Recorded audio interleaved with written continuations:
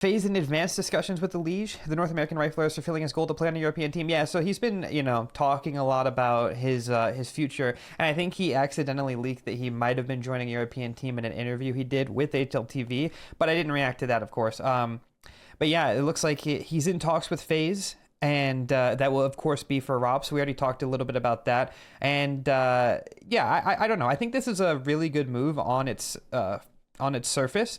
The only thing I'm worried about is like logistics. I feel like FaZe making this roster change is fine. ROPS for Elige, I think that's an upgrade in the grand scheme of things. But I do think that it's gonna be odd because I feel like they still need to make one more change. I've been very vocal about how I think Kerrigan is a great IGL, greatest IGL of all time. I don't know if they want to keep him, for this next season. But if he wants to keep playing and he's still got the passion, who am I to tell, in my opinion, at that point? You know what I'm saying? So, Rain, of course, he's played really good. Still, in my opinion, he showed good form at the major. Maybe not during the playoffs where it mattered as much, but I still think, my Rain bias would say that I don't want him to leave. I actually think Brokey's pretty talented, and I wouldn't be upset to see Brokey get replaced by a different opera. I still think that that's very likely. I think Frozen's solid, so I wouldn't bother with that. Let's see. Alicia's future has been one of the hot topics of this offseason, as he told HLTV about the Shanghai Major that he was going to do whatever it takes to make sure he is in a position to win titles in 2025. And that's, of course, one of the things that kind of turned people's heads and made them think, oh, maybe Alicia's going to Europe. And of course, there you go. In subsequent interview, this is the one I was just mentioning, top 20 player of the year article, Elige all but announced his move to a new region. I've never played on an EU team with the best players in the world, so it's going to be something really exciting for me to be able to experience and learn from. I mean, that's just very telling, isn't it? Why did ads run again? Why are ads running already? Whatever. Yeah, I mean, this is, of course, Elige, one of the best players in the world in the last couple of years. Never played with a European team. So I wonder if he'll be able to reach new heights. Maybe he'll struggle a little bit in the beginning. Who knows? Honestly, I'm very excited for this. And, of course, FaZe is my favorite team, and I do like Elige. He's helped me a little bit here and there. Cool guy.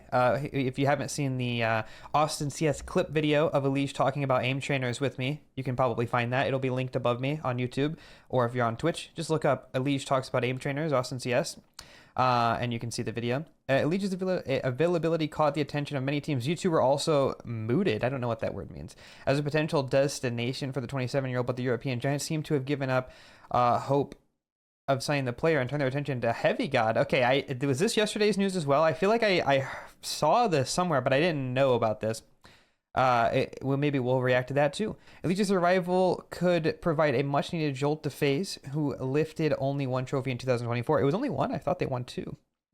Either way, this is a very exciting move. I'm excited for this. I think it's great. What else do we have here? We have some other news. We have Regali to FlyQuest. I don't really know too much about this. Icy to VP. Let's see.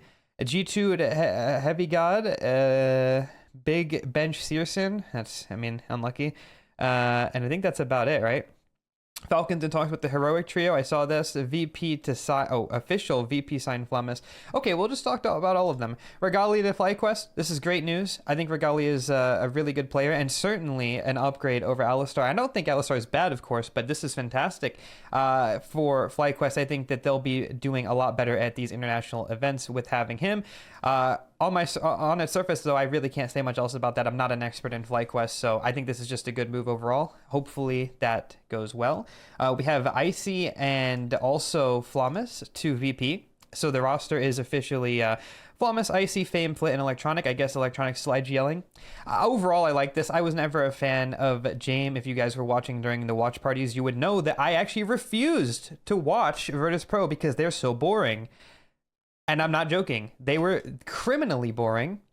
And this is, I loved watching Icy on Cloud9. I also think that Flamis is a very exciting player in general. Just, he likes to interact with the crowd. I think he's also very talented. He's got the skill to back it up. And I think it's going to be a nice look for Virtus Pro. They actually, in my opinion, this is a really big upgrade. We could be talking potentially, not right away, but in the end of the year, maybe a top 5 team.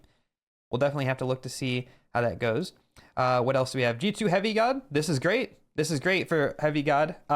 From at this time last year being quite literally nobody to the tier 1 scene, yet nobody knew who this guy was, and now he's joining G2, kind of like Mulbs actually. I like this. The G2 is doing exactly what I've been saying NA needs to do for years. They're just taking these players who nobody's really heard of, have good results in tier 2, tier 3, and they're just bringing them into tier 1, and that's gone really well so far. Like really, it's gone really well for a lot of these teams, like with Mulbs being the pickup. I mean, also let's not forget mania even came from a team like that in the beginning, so did Donk, and these players are undisputedly the best players in the world now. So it's, you know, I want to see more teams do this. I don't think the HeavyGod can do what Nico was doing, so I kind of think G2 need to make another roster move. I'm really unsure about Hunter staying on the team. I don't think he's bad, you know, but if we're doing roster mania, I feel like Hunter is another player that you're probably looking at maybe we get rid of this guy. But it's actually crazy that mania is staying on G2 with Mulbs. If mania also went to Falcons, then that would be insane. That would be really bad for G2, and they'd probably be fucked. But of course that didn't happen, and this is the proposed roster. Hopefully we see one more for Hunter, but what do I know? I like this change a lot. Big bench Searson. Anyway, Falcons in talks over Heroic trio. This is just sad. I mean, it's not bad, like, don't get me wrong. It's just sad because, yeah, I don't know. It just feels kind of like, you know, you get Kixin, Testis, and Dexter.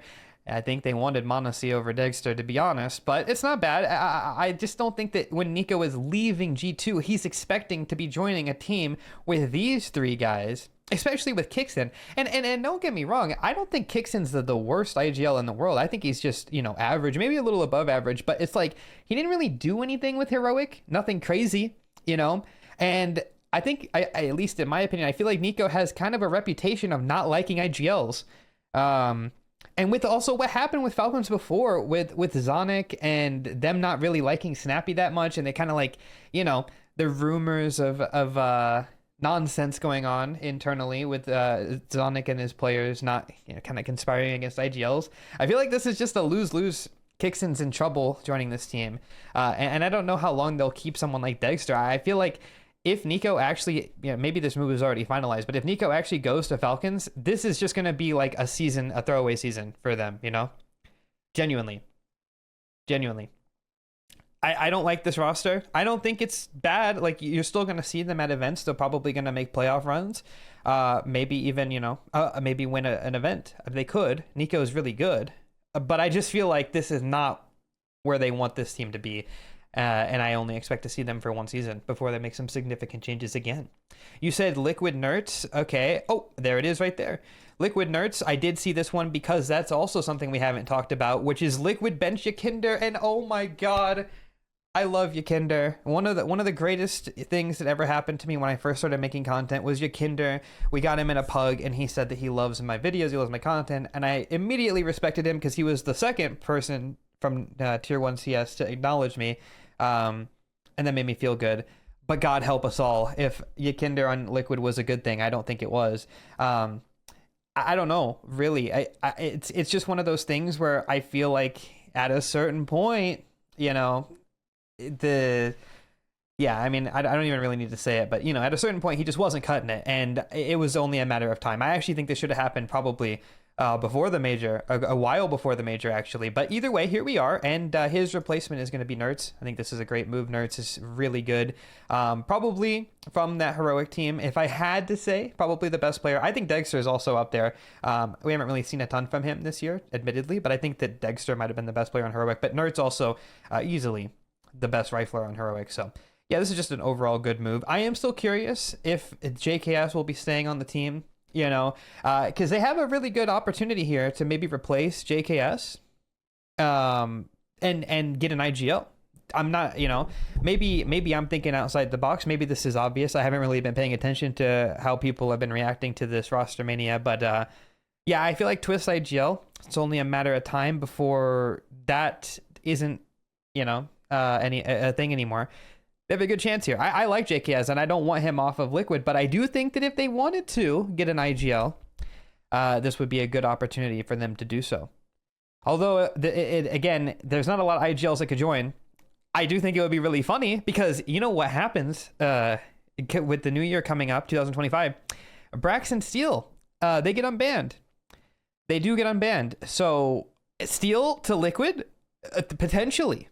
You know what I mean? I maybe not right away, but maybe by the end of the year, we could see something silly like that happen. Steel is, of course, it doesn't have a lot of experience in like majors or anything, but I do think that he has proven time and time again that he is one of the greater IGLs that we ever had. A big what if in the region, and maybe he'll get a chance to prove it.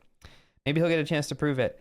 I don't think Steel to Liquid right away would be the best move, of course, but Steel to a team that would eventually lead to him on Liquid by the end of the year could happen. But that's roster mania. That's all of roster mania.